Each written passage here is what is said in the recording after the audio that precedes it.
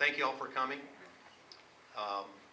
This is the Eastern Panhandle Entrepreneurs Forum. If you've arrived to come to something different,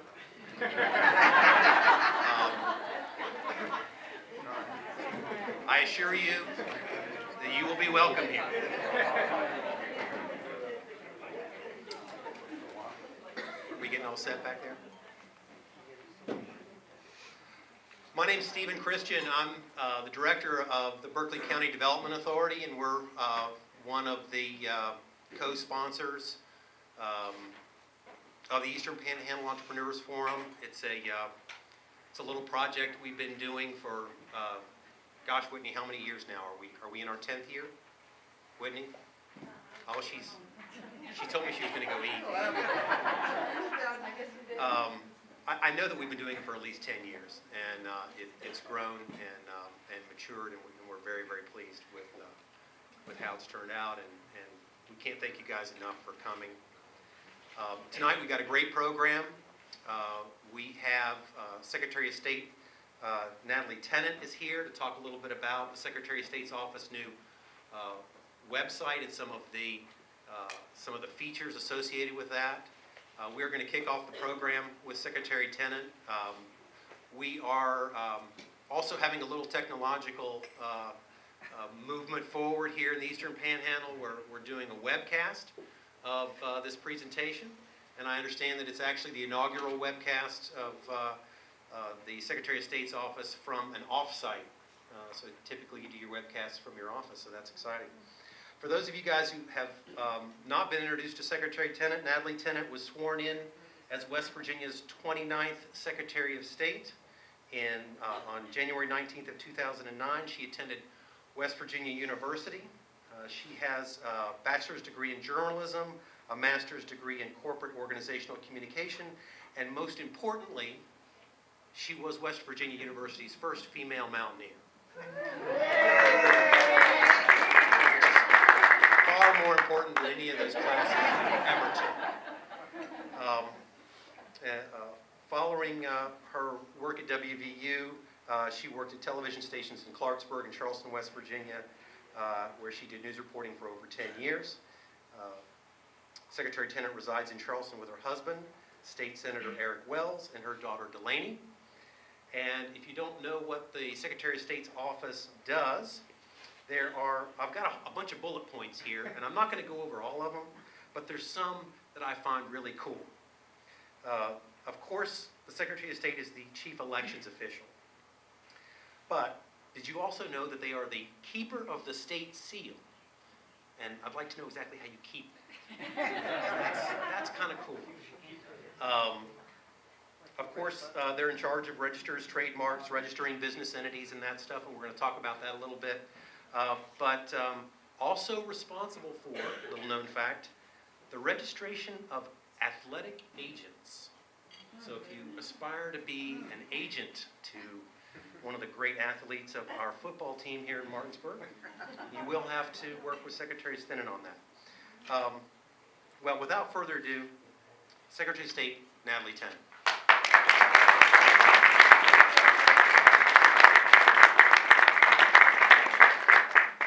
Thank you all very much. Keeper of the... Well, guess what? Are you guys looking good tonight?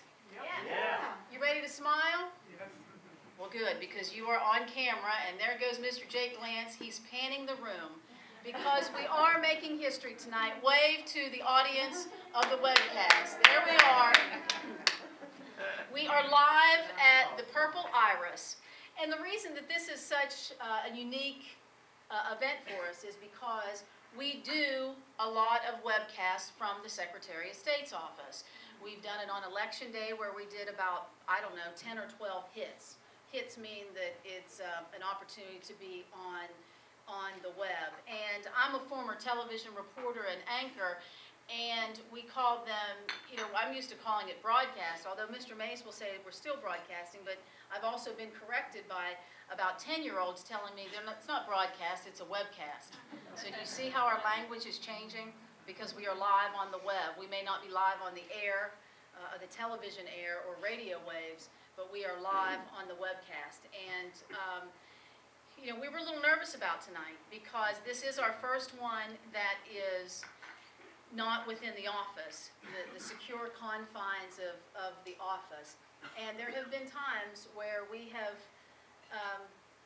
not had a successful webcast, and it was actually a pretty major one when we had a press conference about the succession after Senator Byrd. So we have our ups and downs, but that doesn't stop me. We're going to keep trying, and we're going to keep pushing and pushing forward because it's important. And Mr. Sean is here. There are many folks here from the Secretary of State's office. I just told you about Jake. Mr. Sean's running the computer. Miss Cindy is, and he's doing a great job, isn't he? I'm going to keep trying and trying. You keep trying and trying and trying, because that's what we do. That's our objective in the Secretary of State's office. And Miss Cindy works specifically in our business and licensing division. And when I talk about webcasts, it's part of open and engaging government that I want to bring to West Virginia, or that I bring to state government, and especially the Secretary of State's office. It's a great saying, but it's something that I stand by day in and day out, because you'll see as we talk about some of these initiatives, business-friendly initiatives that we have in the Secretary of State's office, open part gives folks the opportunity to see what's going on behind the scenes of state government and not be so intimidated, because I've always felt if people were not intimidated about their government, then they would be more apt to get involved in it and take part in it, because it's not Natalie's government, it's not Jeannie's government, it's not Sean's government, it's all of our government together. And the more we know about it, the more secure we feel about it, and the more we're willing to give back to it and be a part of it. So that's why you see webcasts coming from the Secretary of State's office, or videos coming that might show us at a committee meeting, John, of what's taking place, because you don't get to Charleston very often, do you? Nope. And I'm the Secretary of State, I'm not the Secretary of Charleston, and I'm here to show that we all can work together in that. Because this webcast, I just had a radio reporter ask me, well, why do this webcast? And you know, we do it to shrink West Virginia a little bit. This is the first time that we've really put forward the officialness of our business-friendly initiatives, and I'm doing it here in Martinsburg, because actually this was also the place in this forum back in October of 2009, Mr. Steve, is where we showcased the webcast. But now it's bigger than just Charleston, it's bigger than Martinsburg, it's bigger than West Virginia. I want businesses from outside West Virginia to see what we're doing and how we serve folks. I want businesses across the country and around the world, and folks feasibly could be on right now watching you all from around the world. And maybe any of those of you, and I kept mine on, it's about dying, because I know RB's already been on his, any of you who text any of your friends, or tweet, or do Facebook, go ahead. Text there and tweet, just keep listening to me and your head can be down, that's fine. That's what life's coming to now, isn't it? So tell somebody who lives outside West Virginia to tune in to tune in, see, still TV talk. How about log on to WVSOS.com, so then they can learn about their West Virginia. If it's a family member who's had to leave, let them know what's taking place in West Virginia. Because the business aspect is very important, especially in the Secretary of State's office. And I know that folks first think of our office as the Chief Elections Officer, and we had a pretty big event take place back in November with an unprecedented special election in August and then the regular general election in November. But that's what we do in terms of elections. But the business and licensing aspect of the Secretary of State's office is a way that we continue and work with our cog of the economy of West Virginia. And this is why it's so important. You can pick up one of these to tell you all the little things we do and many of the accomplishments that have taken place. But I'm here today to tell you how we continue to work together, how we continue to build business-friendly initiatives for our state.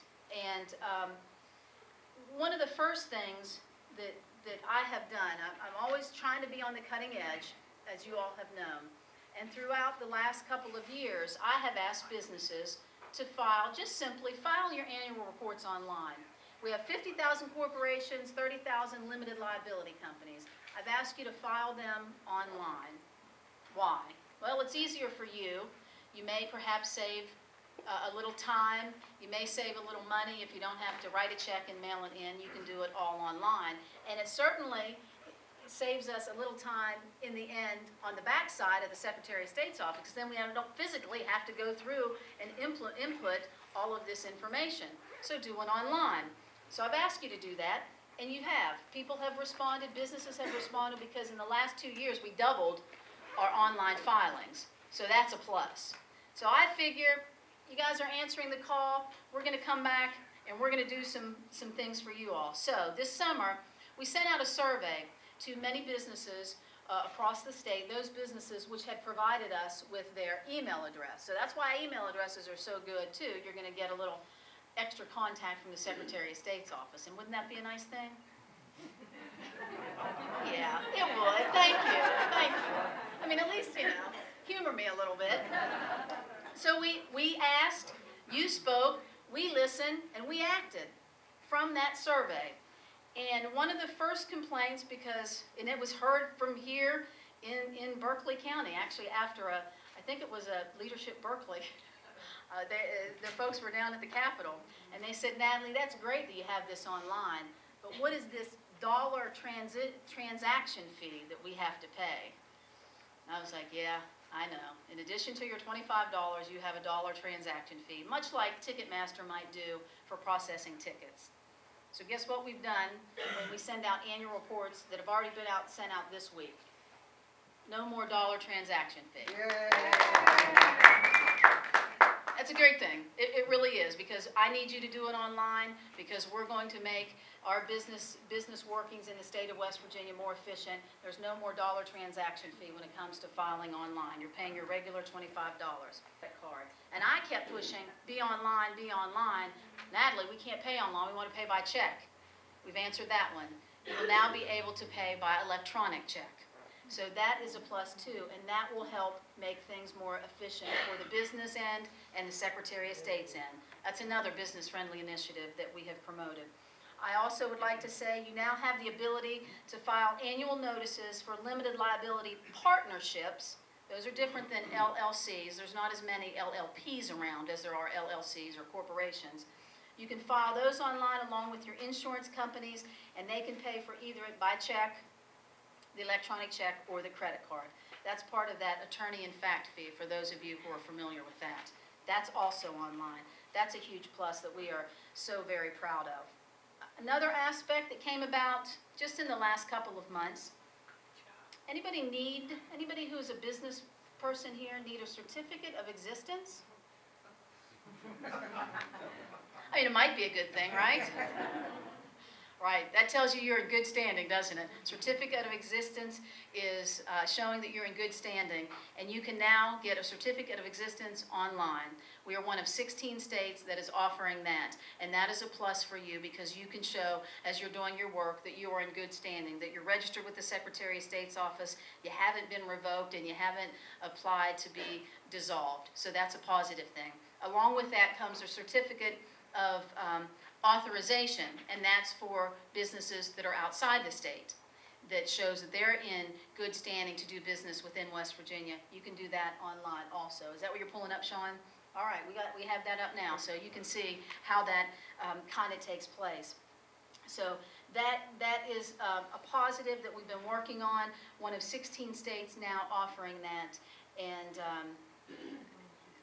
that's what folks have been asking for. How much is it? $10. I'm glad you're asking that too, because we want to be able to, folks say, well, we want this run like a business. Well, you know that we have to pay these wonderful employees who are making it happen too, and we have labor costs as well. But with the fees that are paid, and with the cost-saving measures that we have, and with the technology we're using, we can offer even more through some of the fees. So yes, you're right. That is I don't know if that showed up there, but that's a $10 fee, but you don't have to call the office anymore. You just go online and get it printed out. Also, we have added the trademark database to our online searchable databases. It allows the general public to search and view trademarks and service marks on file with our office, as well as to view the images associated with the marks at no charge to the general public. So there's another plus that shows some of our business-friendly initiatives. One of my favorite is, and this is how I'm going to explain this a little bit, with you now have the capability for the general public to search the business organization's database. It allows for a customer to build and customize lists of businesses registered with the West Virginia Secretary of State's office. Now, my Chamber of Commerce folks, you guys gonna like that? Yes, Why are you gonna like that, Miss Jeannie? because it makes it really easy to know who might not be a member yet. That's one. That's one. This allows you to build, I said, to customize who's on there. For example, I'll use a Chamber of Commerce, Convention and Visitors Bureau, anything you want to, if you'd like to find out how many new businesses have opened in a specific city or county in your area compared to another area, in a certain time frame that they enter the search criteria and see the results, or for those of you entrepreneurs who have these businesses that we see around us tonight, maybe you want to open something else and you're considering opening a specific type of business in a certain area, you'd like to see how many other businesses are in that area, or maybe what business in that area would complement your business, you can search by business classification codes and get those results. So there really are endless possibilities. Were you able to show that, Sean? So I'm really proud of that aspect. And that one is pretty huge, and yes, we do have a charge and a fee for that. State agencies, we're still considering how we're going to charge state agencies, but there are many companies that do use this as profit, and so we can't give some for free and then charge others. So that is still available, but it's $25 and then a half a cent. 5 cents for each record, for each result, then 5 cents for each result. But it's an important tool to use for the business community, whether you're entrepreneurs, whether you're a Chamber of Commerce, whether you're Economic Development Authority also. So, you didn't think we would be finished yet, right? Those are all the things taking place. This is what we're working on for 2011. Create a new, more user-friendly, because as I said, you know, we try things and sometimes we trip up a little bit and it's just not the way we want it to run. So we're working on a more user-friendly UCC online program that will provide for customers to not only file new UCC documents, but also perform UCC searches and the option to pay by either credit card or check, because we now, those will always be the options now. But UCC is the aspect where financial institutions will want to learn about liens, and the Secretary of State's office prioritizes the way that those payments might be done if there's any type of situation of bankruptcy, right? So that's coming on. How about online help chat? Now, I was talking to my friends back there with the video phone, and we were doing a little debate. But what we want to do in the Secretary of State's office is can still use the computer. So don't hold it against me, guys, all right? But what this does is it will allow businesses or potential businesses to really chat with us online. And perhaps it probably won't be video yet, depending on what type of capability the business has on the other end. But we may be able to say, you know, Tuesday the 14th, we're going to have online chat capabilities if you have questions back and forth to us. That's just another aspect. Instead of having to drive to Charleston or make a phone call, folks who are used to doing that information online, we're working on that. We will be soon providing officer online filings, and that is the agent address and officer changes. Right now, the only way you can do it is sign and send it in. We're working to get that online also. That's a huge help. Provide trademark names, online filings also. That's the DBA, doing business as aspect of it. And we are continuing to find ways to make our office and West Virginia more business friendly. And this is what I do, and this is a personal attitude that I have. And we've already done it, and I've already seen some attitude change within the office. More than likely, you will find the Secretary of State's office open on state holidays. We were open on December 31st. Now, is Natalie just that mean? Maybe sometimes. You have to be a little bit, right? December 31st? Why was December 31st such an important date? For especially lawyers and maybe bankers, it's end of year. And I found that, and especially when I was out and about running for office, that the folks needed that businesses needed that. And we were open. Our business section was open to be able to serve folks making last-minute deadlines. I love West Virginia Day. As a good old farm girl, West Virginian, we were open on West Virginia Day, though, or on the holiday that we celebrated, which was actually June 19th this year, because businesses are open too. So what we do is, maybe not everybody's in the office, but we certainly do have a skeleton staff that will help to serve. When businesses are open, you know, we weren't open on Christmas. No businesses were open. We're probably not going to be open July 4th. It just depends on what might be taking place. But you know what I found and what I was proud of, because we've done this through the last 2 years. Veterans Day came up. We were open on Columbus Day, obviously Election Day. We've been open on Martin Luther King Day, President's Day, and Veterans Day was coming up. And you know the question that was asked? It wasn't the attitude of, oh, we may have to work. They said, are we open on Veterans Day? Do you see how we can have positive attitudes about how we move West Virginia forward? And you see that I have laid the foundation and the groundwork in the Secretary of State's office through technology, through every division that we have, whether it's elections, business and licensing, administrative law. It's built on technology because that helps us better serve. And it's my belief that that's how we help West Virginia serve too.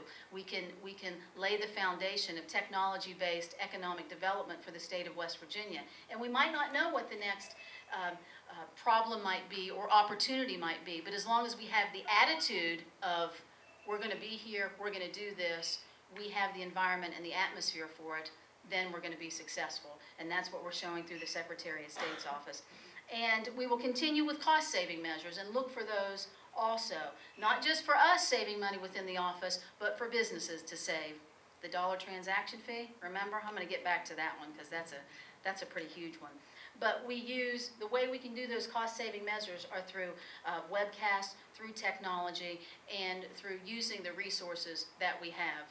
Whether it's webcasts, whether it's on our online services, whether it's Facebook or Twitter, or the way that we communicate, we will certainly do that. Can't say that we're going to have the video phone yet, but I kind of like it. I just don't know if I could get anybody else to call me or talk to me. They'd have to get one too. So those are some of the things that we are doing within the Secretary of State's office. And the reason that I'm so proud to be able to be here because Stephen and economic development folks and the Chambers of Commerce have always welcomed us here and me here to do this. And I think that if we can do it here in Martinsburg that connects to Charleston, we can do it anywhere. We can do it anywhere for across the Eastern Panhandle, Jefferson, or Morgan counties. So I am open to suggestions anytime. Maybe you were one of those surveyed, maybe you weren't, but here we are today. We have folks set up to answer questions, to take suggestions. I'm always open to constructive criticism. You can criticize, but I also want to see where your ideas are coming from too, and maybe we can work together on that, and I've already talked to some folks here about that. So thank you all very much. I'm not sure if I have time for questions because I talk a lot. Yeah, you do. I do? Yeah. All right. And I'll take a question if anybody has a question. If I can answer it, Cindy can't. Or if I can't, Cindy can't. I'm thorough too, aren't I? Yes, we're charging some fees, but we're taking some off.